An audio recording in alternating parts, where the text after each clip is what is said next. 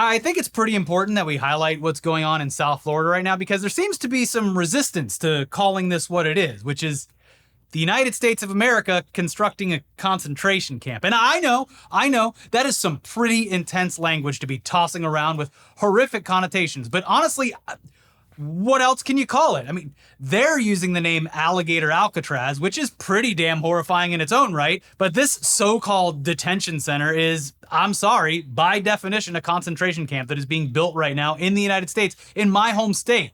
And it's not only being cheered on by half the government and presumably a decent portion of the population. The security is amazing, but natural and otherwise. But they are gleefully selling merchandise that bears the name of this center on it. It is unbelievable. I mean, I'm going to be as clear as possible here. The words that the actual U.S. government and elected officials are using when referring to this center in the Florida Everglades are even worse than the term I used that made all of you immediately uncomfortable.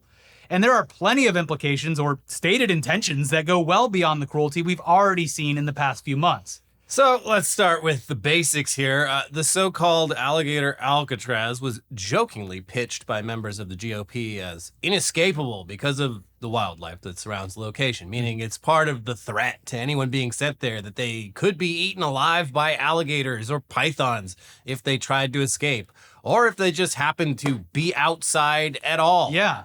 Alligators and pythons, not to mention all the other deadly animals that inhabit the area, are so common in Florida that they frequently show up in people's pools, on their front doorsteps, walking along golf courses, literally anywhere. And now a makeshift prison camp is being built in one of the most highly concentrated areas of wildlife in the entire state. It's not just a threat. It really seems like something they really hope will happen. Yeah, it would be a shame to build Alligator Alcatraz and not have at least a few of these people torn apart by alligators. They seem to be really excited about it because they reference it often. And not to mention the Department of Homeland Security posting AI images of alligators wearing ice hats.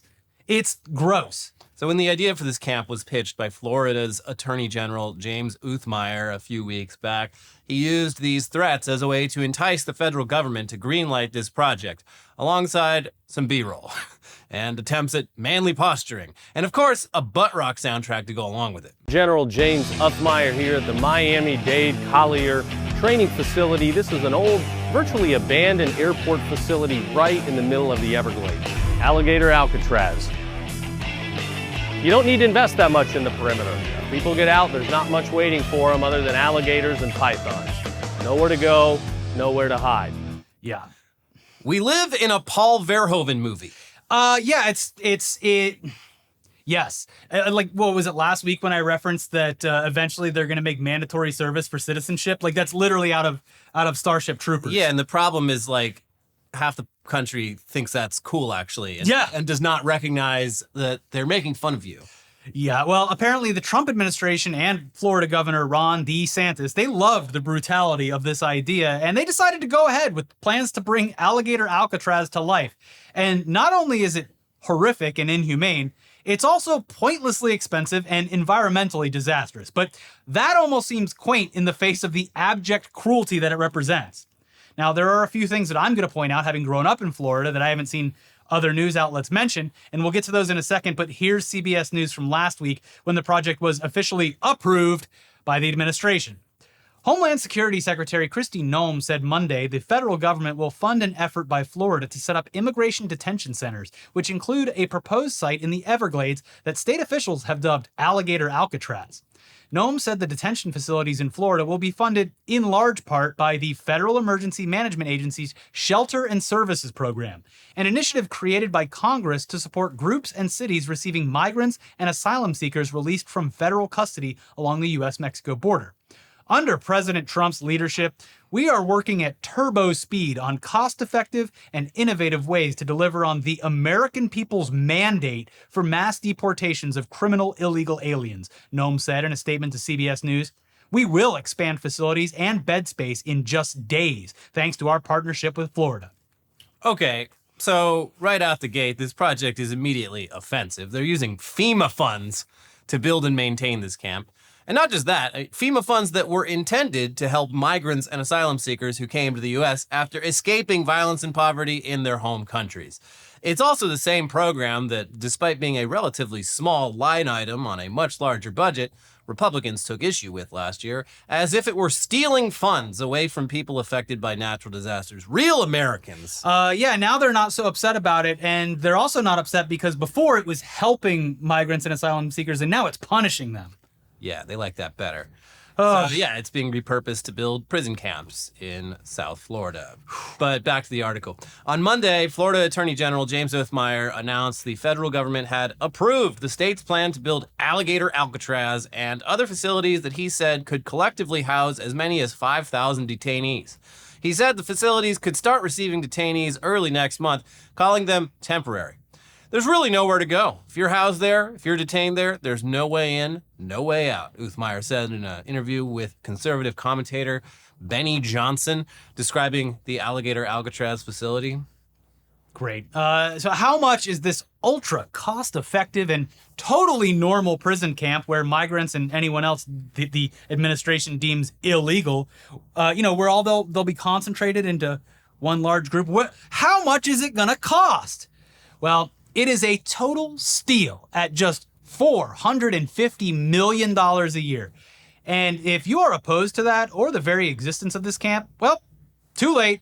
It's already under construction, and Ron DeSantis, looking very top-heavy as he does, is already downright giddy about the project while talking to Fox News on a recent tour of the upcoming facility. You're actually surrounded by gators and pythons. So this is as secure as it gets. I mean, if a criminal alien were to escape from here somehow, and I don't think they will, you've got nowhere to go. I mean, what are you going to do? Trudge through the swamp and dodge alligators on the way back to 50, 60 miles just to get to civilization? Not going to happen. And the Department of Homeland Security, as we said, already making jokes about alligator ICE agents thanks to the power of AI on their social media accounts.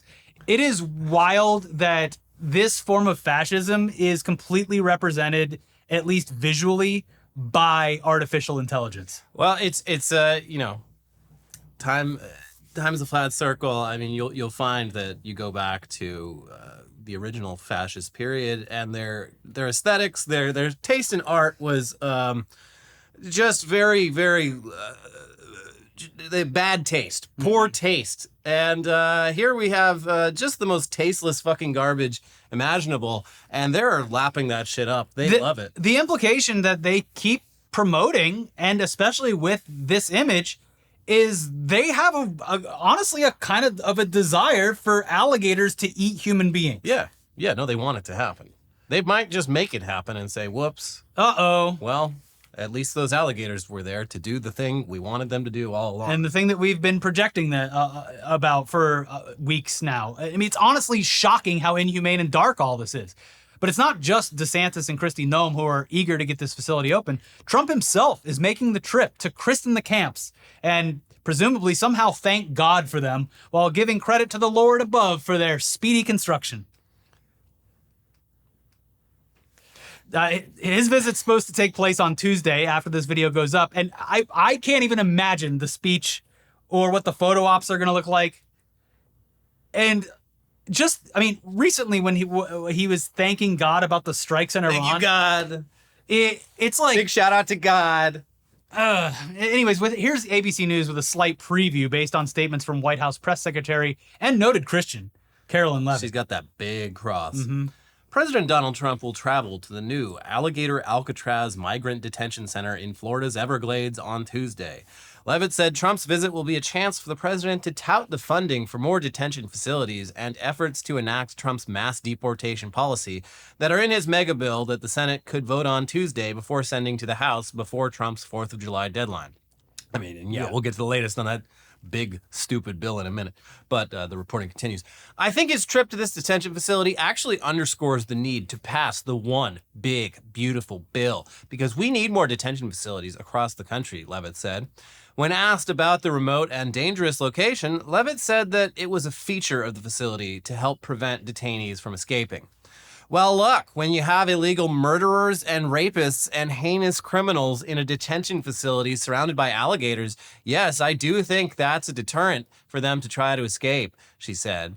And I mean, they're still trotting that line out, even though like it's very clear at this point they're just fucking pulling people out of the Home Depot parking lot, car wash workers, backs of restaurants, like dishwashers. Like if they had a single fucking actual heinous criminal on their hands, we'd never hear the end of it. They don't have that, and it is very interesting, especially when you're talking about thousands of people, especially the quota of 3,000 a day and the apparent capacity of this place to have 5,000 is when you see the numbers of people that they've detained already, rapists and murderers, and how many of those people are either U.S. citizens or have done no crimes. It is shocking what's going to happen. And it is also wild. Like, I mean, this is Florida we're talking about.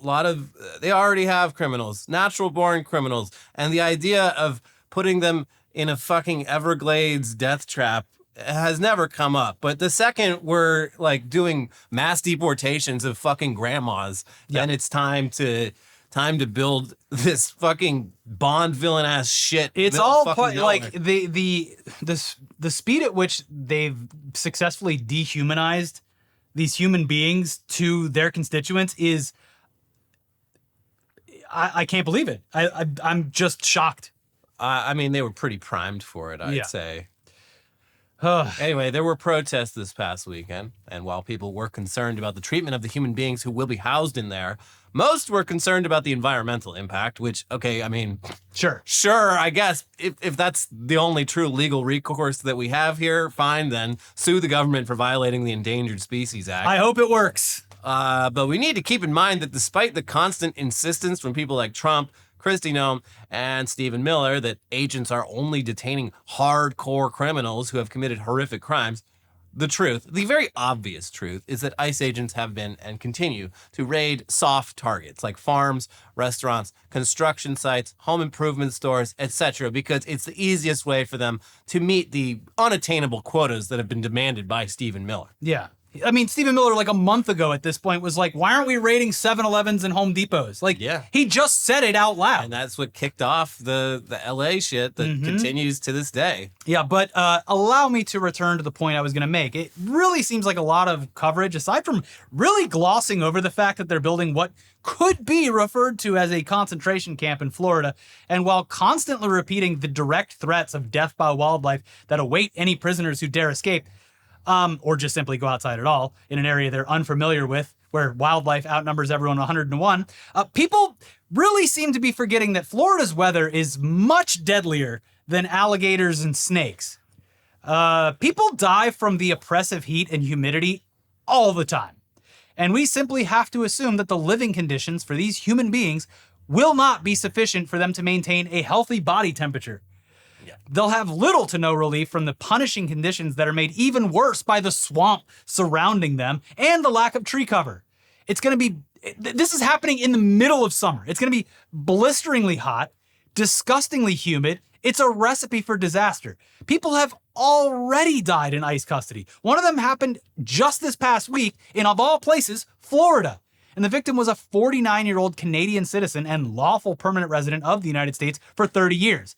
He was convicted of drug trafficking a few years back, but then was detained by ICE in May at his probation office. Now he's dead. And as of when we filmed this, the investigation is still ongoing. He was the 10th person this year to die in ICE custody that we know of. But aside from the heat that these prisoners will be facing, these temporary detention centers will be absolutely no match for just one fucking hurricane. They're in a state that gets hit with multiple hurricanes every year, and hurricanes that cause tornadoes, and hurricanes that have winds, sustainable winds that could just blow these temporary housing units away. Yeah, it's about to really kick off. And flood the area. Hurricanes destroy even the most well-maintained modern buildings.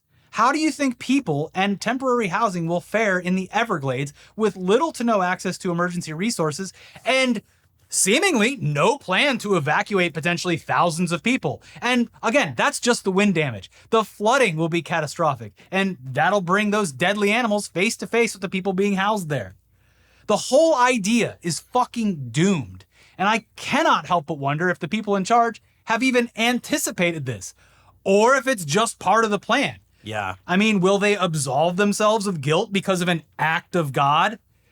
I mean, I hope for everyone's sake that this doesn't happen. I hope that I'm wrong. I would love to be overly alarmist about this, but I can't stop thinking about the end result of a temporary prison in the Everglades during extreme weather. It's haunting. Yeah, I mean, I think they've considered all outcomes, and Well, if you start from the position of these aren't human beings, then it's like, okay, yeah, whatever. If they die, they die. They're also doing themselves a favor by getting rid of hurricane forecasting in the National Weather Service. So Yeah, I mean, we had it came out of nowhere. God doesn't want us to know the minute and the hour of our death. Yeah. That's cheating. That's right. We need to be caught unawares by hurricanes. But anyway, to pivot away from the horrors and back just towards the other horror, Kristi Noem, one of the architects of this madness, we should mention that she's also facing some pretty substantial accusations of stealing from a nonprofit that was meant to fund her political career, nearly doubling her reported annual salary back when she was governor of South Dakota. Oopsie. You're telling me this fucking psychopathic demon has also committed some financial malfeasance? I don't know about that. Say it ain't so. Here's ProPublica with more. In 2023, Kristi Noem supplemented her income by secretly accepting a cut of the money she raised for a nonprofit that promotes her political career, tax records show. In what experts described as a highly unusual arrangement, the nonprofit routed funds to a personal company of Noem's that had recently been established in Delaware. Classic. The payment totaled $80,000 that year, a significant boost to her roughly $130,000 government salary. Since the nonprofit is a so-called dark money group, one that's not required to disclose the names of its donors, the original source of the money remains unknown. Whoops. Noem then failed to disclose the $80,000 payment to the public. Oh, I forgot about it. After President Donald Trump selected Noem to be his secretary of the Department of Homeland Security, she had to release a detailed accounting of her assets and sources of income from 2023 on. She did not include the income from the dark money group on her disclosure form, which experts called a likely violation of federal ethics requirements. But speaking of being on the hook for a whole lot of money, looks like our governor, Gavin Newsome, has figured out a quick fix for balancing some of that California budget, and it includes a defamation lawsuit against Fox News for nearly $1 billion. Okay. Actually, his lawsuit against Fox News is for the very specific sum of $787 million. And if that sounds familiar, that's because it's the amount that Fox had to pay Dominion Voting Systems after multiple on-air hosts publicly defamed that company in the wake of the 2020 presidential election. Yeah, it's a spiteful lawsuit from a petty bitch, but he is our petty bitch. Yeah. And it has the potential to further sink Fox News back into the hole that it crawled out of. And it seems like he's got a decent case. And at the very least, he's drawing attention to the fact that, they will, but Republicans can't really call him out on it because Donald Trump's been doing this Yeah, he's for the past year. literally the same fucking thing Yeah. he's been doing with CBS Yeah. and just threatening any news outlet that defames him. Anyway, here's Politico. The California governor accused Fox News of defamation in a lawsuit Friday morning, alleging the network should fork over $787 million after host Jesse Waters claimed Newsome lied about his phone calls with Trump, who ordered National Guard troops to Los Angeles this month. Newsome's lawyers argue Waters' program misleadingly edited a video of Trump to support the claim. If Fox News wants to lie to the American people on Donald Trump's behalf, it should face consequences, just like it did in the Dominion case, Newsome told Politico in a statement. Until Fox is willing to be truthful, I will keep fighting against their propaganda machine. Fox News, in a statement, said, Governor Newsom's transparent publicity stunt is frivolous and designed to chill free speech critical of him. We will defend this case vigorously and look forward to it being dismissed. Newsome is suing in his personal capacity and has agreed to pay any possible fines or penalties from his campaign account, aides said. Any proceeds from the case to Newsome would be disseminated to anti-Trump causes. And they also add that, of course, Newsome's suit echoes Trump's own lawsuits against major news networks like ABC and CBS. So he's basically doing a two can play at this game thing. And his lawyers have stated that he is, quote, prepared to drop the lawsuit if Fox retracts its claims and Waters apologizes to him on air. Sure. They did. It wasn't like a this is chilling free speech thing. Jesse Waters intentionally or not, got information wrong that painted a conversation between our governor and the president of the United States in a different light when the president was demanding that National Guard troops go to one of America's biggest cities. It's a pretty big issue. Yeah. All right. But anyway, we know you're thinking to yourself, how do we get in on this action? Where's my money? Surely there's a place to bet on this lawsuit because these days, wow, everything's gambling. And while we're sure there's probably a way to bet on this and anything else, really, we know for damn sure that you can bet on video games. That's right. In fact, the industry is in such a bad shape that when large companies aren't taking direct investments from Saudi Arabia, they are selling out their young, impressionable fan base to predatory gambling companies.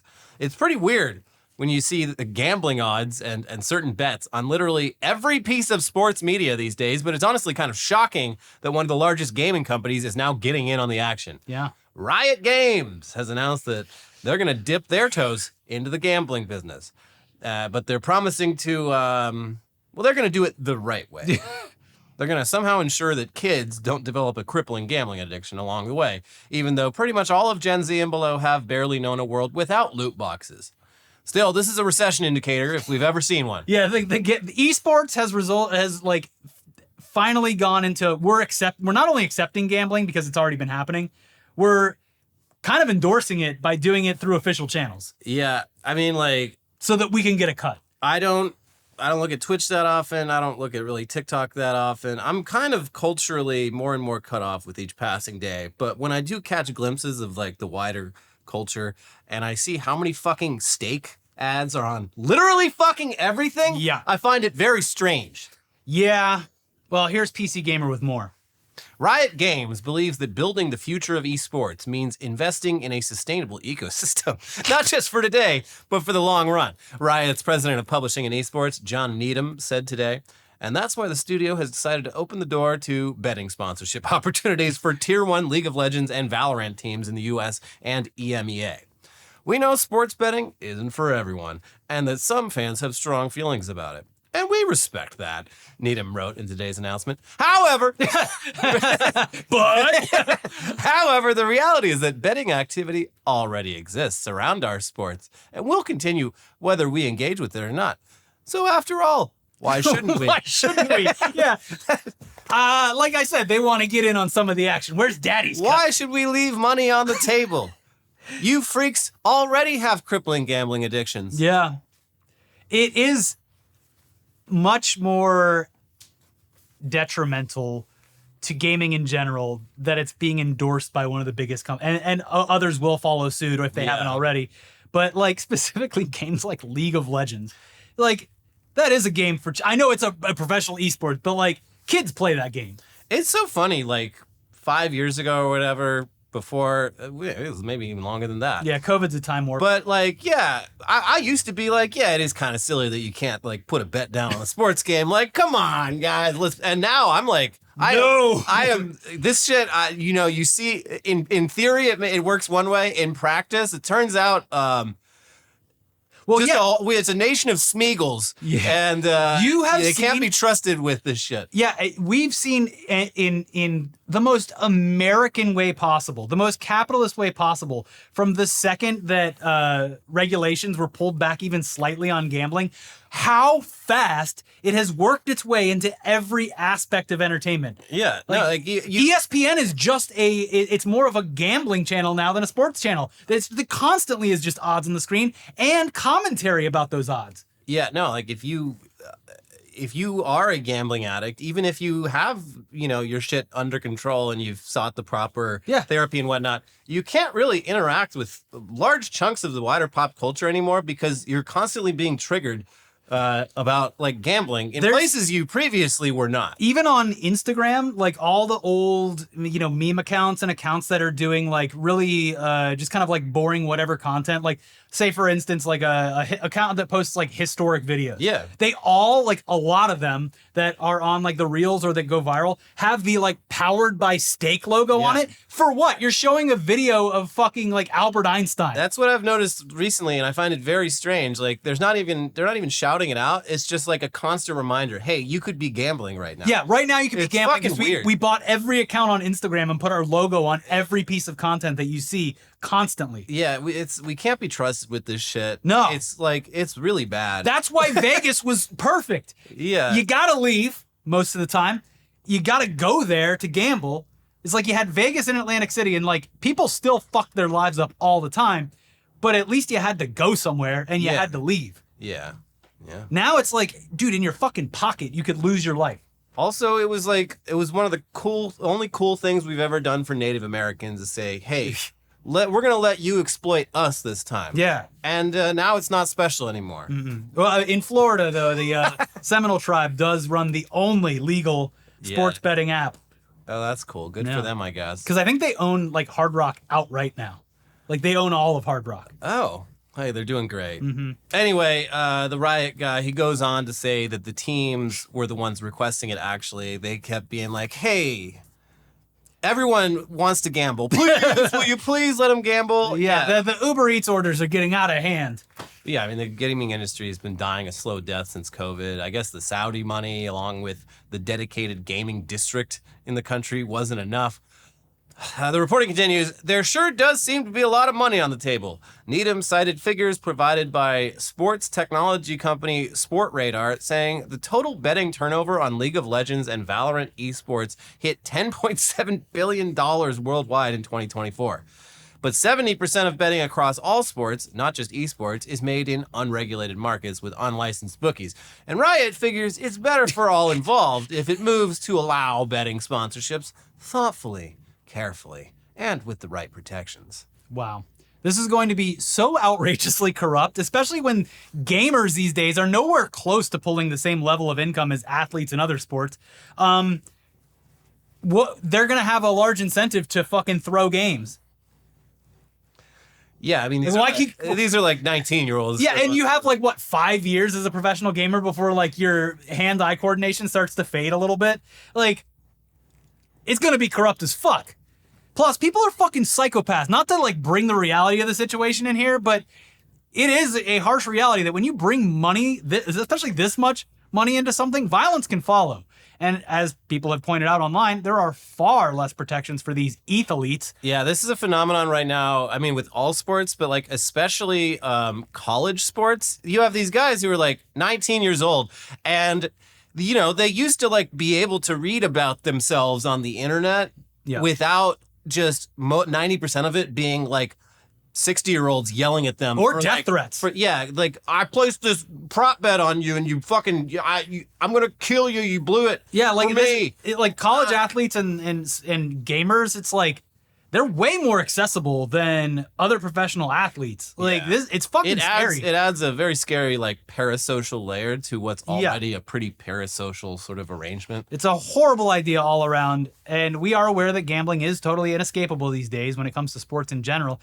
It just kind of sucks that it's come to this, but maybe if you have to allow gambling for your sport to even survive, it shouldn't exist in its current capacity, and you should scale it back a bit. I don't know, but it's not just gambling that's inescapable thanks to technology these days. Sorry, folks, especially the fellas. You've all been replaced by robots. Oh, yeah. Yep, the time's up, boys. The prophecy was foretold, and as we can all see by looking around at society, it has come true. Women are only having sex with robots right now in the year of our Lord 2025. Yeah, they warned us. They gave us almost a decade heads up. That's right. And we all had it on our calendars. It just really crept up on me. Yeah, it did. Another COVID time warp. So obviously, it's not actually true that women are only having sex with robots, at least not in the humanoid robot sense. Yeah. But according to a post from British tabloid The Sun nearly 10 years ago, the time has officially come. And as of June 30th, we have all been replaced by large robot lovers who know how to please a woman. That's right. Here's that post from back in June of 2016.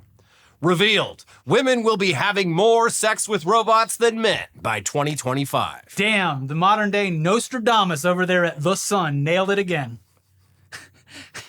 So let us know in the comments if you've been replaced by the Tesla bot when it comes to lovemaking, or if you're the brave 10% of women who watch this show and still make love to human beings instead. Or let us know about your fully autonomous robot boyfriends in the comments below.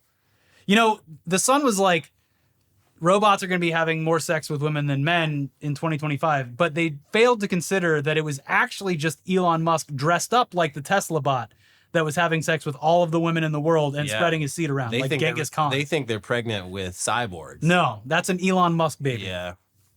And he will not be giving you money. No, sir. All right, I hope that was a dumb enough story to bridge the gap between an ad read and the second half of the show, because I know it started out real fucking dark. Yeah. We do have news coming up about the big dumb bill, as well as an absolutely legendary rake-stepping situation over at the BBC involving their coverage of Glastonbury. But first, if you really want to hear whatever music that you want without the BBC deciding what you can and can't hear, boy, do we have a sponsor for you. Today's episode is sponsored by Raycon. Oh, summer. More warmth, more light, more time to spend outside. Summer is a time to be out and about, enjoying every moment from sunup to sundown. But we all need a sidekick who can keep up so we can enjoy our favorite music, podcasts, and calls in crystal clear sound all day long. That sidekick is the Everyday Earbuds by Raycon. Raycon's Everyday Earbuds are the perfect summer accessory, whether you're going hard at the gym, enjoying the sun and taking those work calls outside, or jamming out while barbecuing to your favorite tunes. Enjoy premium audio that goes where you do. Raycon's latest model is better than ever with a 32-hour battery life and multi-point connectivity that lets you pair with 2 devices at once. And with Raycon's quick charge function, just 10 minutes of charging gets you 90 minutes of battery. These earbuds also come with active noise cancellation, something that's difficult to find at such an accessible price point because Raycon start at just half the price of other premium audio brands. Raycon's everyday earbuds come in a spectrum of vibrant colors to match your summer vibe. Hell, I think Elliot's going to get himself some bright earbuds so he doesn't lose them. I did. I asked for, I think teal was the option I went with. I roll up on Elliot on my scooter and I'm just dinging away at that bell and he doesn't even know that I exist. Yeah, it's very active, Also, cancellation. Also, I just ordered some of their open-ear bone conducting headphones for my sweltering summer runs. Very excited to try them, so I can also avoid being hit by cars and those big giant e-bikes. Yeah, and avoid all that sweaty ear. Yeah, that's right. Well, I'll be able to hear the dings coming while also listening to my favorite music because of their open-ear technology. Through the bones. But hey, also, there's no risk on these headphones because if you're not loving your Raycons, they offer a 30-day happiness guarantee return policy. No questions asked. So go to buyraycon.com/newsday to get 15% off Raycon's best-selling everyday earbuds. Right now, Raycon's offering 15% off those everyday earbuds only at buyraycon.com/newsday. Buyraycon.com/newsday. All right, back to the news now. And while Trump's big, stupid bill that adds trillions of dollars to the deficit while also robbing from the poorest and most vulnerable Americans is currently being voted on and debated in the Senate, at least one of the most offensive provisions has been dropped from the bill. Yeah. We're talking about the provision to sell millions of acres of public land across the country, which was added to the so-called Big Beautiful Bill by none other than based Mike Lee of Utah.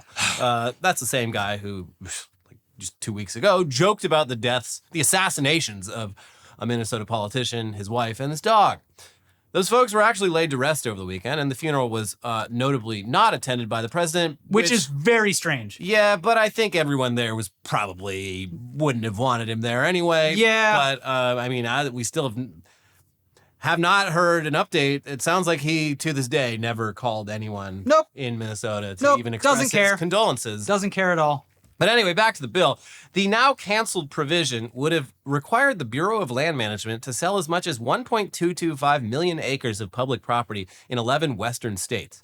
Proponents had argued that the region has a severe shortage of affordable housing and that developers could build new homes on these tracts, which is the dumbest thing. Like, if you look at a fucking map of the western United States and you see where Bureau of Land Management land is, it's not like, oh, I'm just going to go move out to the middle of fucking nowhere and commute to my job 2 hours away. Yeah, it's insane. Living among a bunch of fucking rocks. And it's also very right up against a bunch of protected lands like national forests and stuff. The map of the lands was outrageous. It included protected national forests, areas close to national parks. It was fucked up on purpose.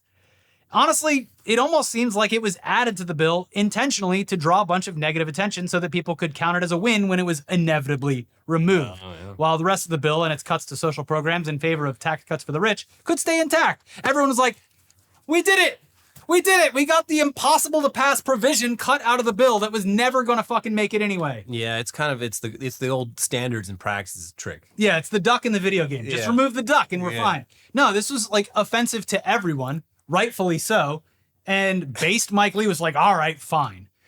Anyways, while we've gone over this bill with you before, one of the more shocking portions of it recently came to our attention, and it relates not only to ICE, but also those facilities that Trump plans on building.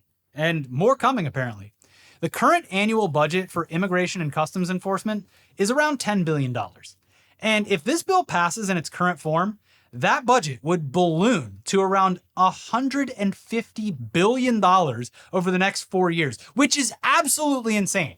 And while some people have claimed that the budget is bigger than the Marine Corps, it's not, but it's shockingly close, coming in at around 50% of the Marine Corps budget when annualized. Now, however you want to slice it, Hoorah! however you want to slice it, this is funding an absolutely massive police state where masked agents will have large incentives to meet their outrageous quotas. Quotas that have already resulted in law-abiding people as well as fully documented U.S. citizens being detained and or deported. When they have access to this kind of cash, they're absolutely not going to stop at whatever they currently claim are illegals. They're just going to change what makes people illegal.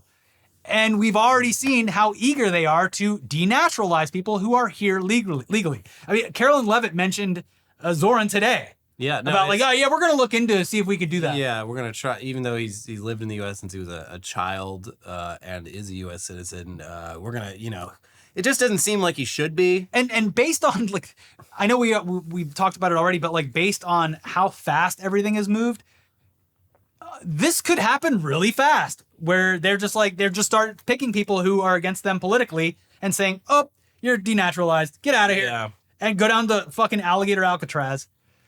So yeah, it is safe to assume that anyone that the administration doesn't like could just fall into whatever category that they want to use at any point in time. They are very, very eager for this bill to pass in its current form and get this done. And once it's done, it's fucking done. And we still have 3.5 years of Trump left. So as the Associated Press points out, in recent days, Republicans have focused on sometimes violent protests against Trump's immigration crackdown to press for quick passage over Democratic opposition. That's what happened earlier in June when protests triggered unrest in parts of Los Angeles. The lawlessness happening in LA is another reason why we need to pass the one big beautiful bill immediately, House Speaker Mike Johnson wrote on X. It provides the essential funding needed to secure our nation's borders. The AP article has a breakdown of how the money will be spent, and it includes hiring 10,000 more ICE agents, increases to detention capacity, and a big fat waste of taxpayer funds on Trump's stupid fucking border wall.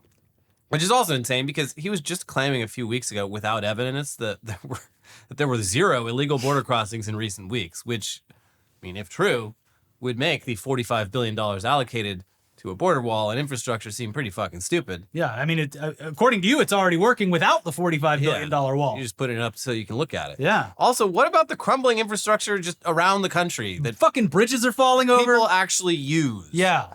This obsession with immigration is insane, and it's going to destroy the country in ways that Republicans simply don't seem to understand or are willfully ignoring.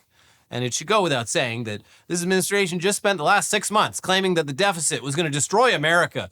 And here they are, adding trillions to it so that the richest people in the country can get even wealthier while being intentionally cruel and inhumane to everyone else. Like, they are, the stuff happening with healthcare in this bill is, I mean, it's horrible, but it's also, I feel like a fuck ton of your voters are going to have a really, really bad time. The state of Louisiana has been pleading with Mike Johnson.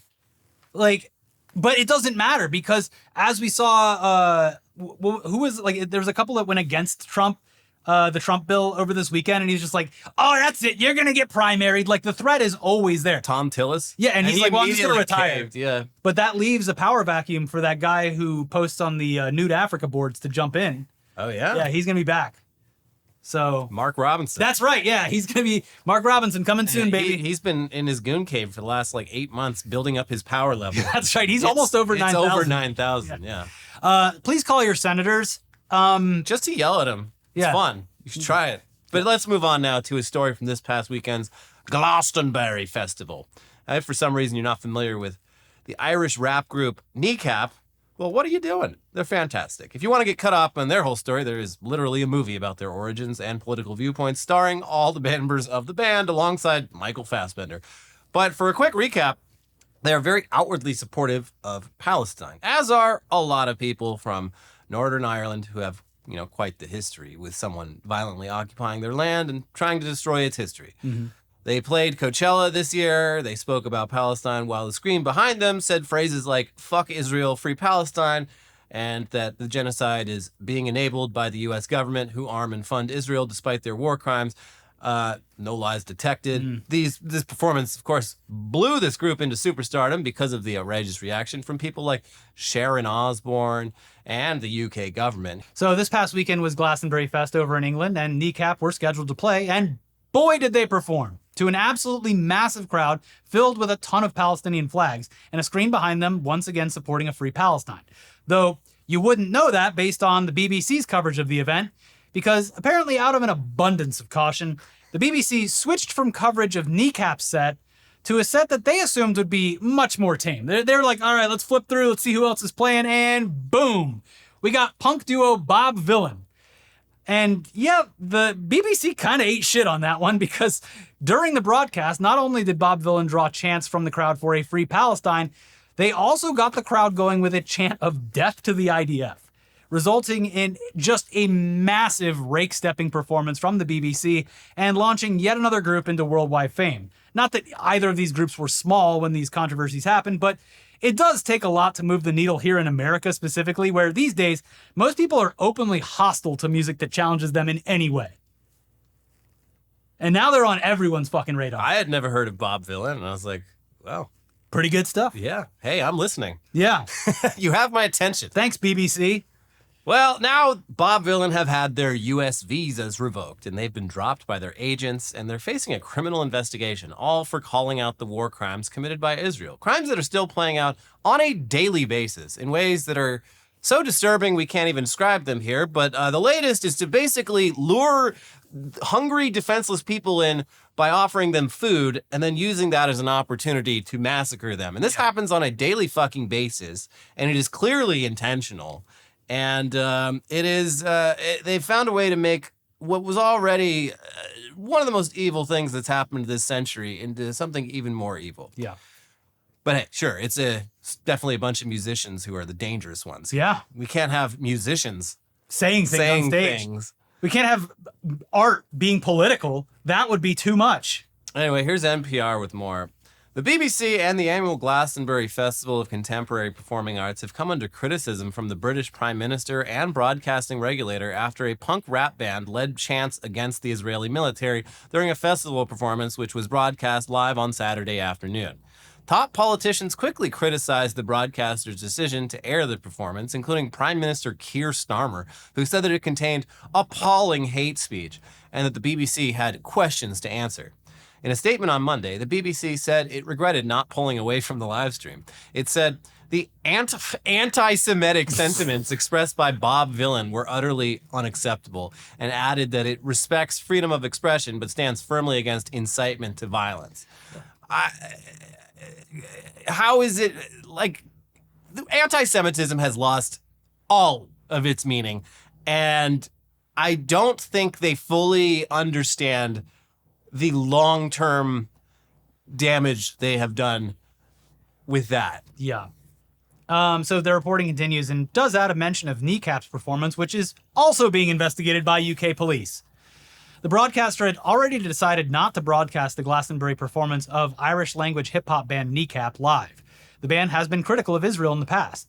This year, the BBC only made available an edited version of Kneecap's performance, in which band members led chants against Prime Minister Keir Starmer and reiterated support for Palestinians in the Gaza Strip. Damn, they're also racist against Keir Starmer. That's right. Speaking in Parliament on Monday, British Culture Secretary Lisa Nandy said there were appalling and unacceptable scenes at Glastonbury on Saturday, referring to Bob Vylan's set. UK police say a criminal investigation has now been launched over both the Bob Vylan and Kneecap performances. A statement from the police force said the investigation would look into whether comments made by either act amounted to a criminal offense, including relating to hate crimes. Bob Vylan shared a statement on Instagram after his performance, in which he said, "Teaching our children to speak up for the change they want and need is the only way we make this world a better place." Alongside the statement was the caption, "I said what I said." And it Also, fucking Snow Patrol did something similar. So, All right, are they under investigation now, too? we're seeing this on both sides of the Atlantic, but the powers that be really continue to refuse to accept what's right in front of their eyes, which is that the average person does not have positive feelings about Israel, and more overtly negative feelings. I mean, you look at the crowds at Glastonbury, some of the biggest crowds of any music festival on earth, and seems that the concert-going public was pretty in line with what each of these bands was saying. Yeah, because they're witnessing a fucking genocide. Yeah, and they want it to stop. And it's like, these are not fringe views at this point. no. It's... I mean, Death to the IDF is pretty provocative. I'll grant you that. Yeah, it's sure. But like, that part is only like the rake stepping thing because the BBC cut from what they thought was going to be an extreme performance to something that was even more extreme. even more extreme. Yeah. So that was a lot evocative. of a real egg on the face of the BBC. But it's just wild that there's not just like that they don't have a read on the public's perception of this, but that they're openly hostile towards it. Yeah. In service of who? Benjamin Netanyahu? Yeah, our best friend, Benjamin Netanyahu. Everything's so fucking dumb. Anyways, it's going to be a short week this week, folks. We're going to do one more episode later in the week before we take some much needed time off during the holiday, which, I mean, not much worth celebrating right now, except for the fact that we can get some time off. So that's what we're going to do. Yeah. I would leave the country for 4th of July if I wasn't slightly worried about getting back in. Fuck the 4th of July. And also, if you want to see me shit talk some ICE agents to their faces, you can head over to my Instagram where I have posted a reel for the first time in a long time. Wow. I was literally on a run. I was almost 7 miles into a run and went by the old Home Depot, and sure enough, there was a bunch of fucking military vehicles and SUVs and vans filled with people in fucking fatigues that looked like they were going to war. The same Home Depot that kicked this whole thing off. Yeah, like and 4 weeks ago. So. And yet I ran up to them wearing the shortest shorts you've ever seen. The shortest shorts you've ever seen. And they put their masks on. They're in full fucking battle dress. Yeah, they're dressed like SEAL Team 6. It's ridiculous. They have like fucking Kevlar on, masks, like helmets, hats, glasses, gloves. I would assume lots of guns in that car that were maybe pointed in my direction. I don't fucking know. But I would have to think I just started yelling at them and they fucking peeled away and left. So... You think you're proud of yourself? Hey, if you're here, who's fucking your wife? Yeah. Dumb. Well, they had to get home and check on their wives. That's right. You'll find out more when you watch the video. Anyways, make sure you give a like to this video. I know it's not really fun, but it's stuff that you should probably know about. So click the like button, leave a comment, tell us about the robot you're fucking, and make sure you click the join button to financially support us. Because, hey, it's almost my birthday. Do it for my birthday. Do it for his birthday. That's right. You don't want me to feel bad. Click the join button. Also, we have new episodes over here. If you want to watch something less intense, we have a weekly weird news for you about Elon's stupid cars being bad at driving. Check those out, and we'll see you soon. Bye-bye.